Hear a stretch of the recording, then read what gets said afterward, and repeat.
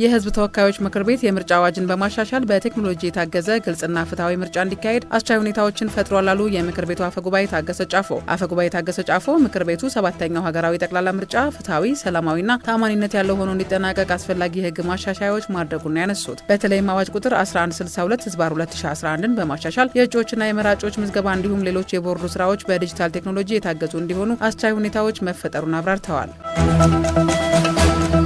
የኢትዮጵያ መገናኛ ብዙሃን ባለስልጣን በኢትዮጵያ 309 መገናኛ ብዙሃን ተመዝግበውና ፈቃድ አግኝተው እየተንቀሳቀሱ ይገኛሉ አለ። ባለስልጣኑ 254 በስርጭት ላይ እንዲሁም 55 መገናኛ ብዙሃን በዝግጅት ላይ መሆናቸውን አስታውቋል። በዚህም ፈቃድና ምዝገባ አግኝተው የሚንቀሳቀሱ 175 የብሮድካስት፣ 73 የበይነ መረብ፣ 20 የህትመትና 35 የውጭ መገናኛ ብዙሃን እንዳሉ እወቁ ብሏል።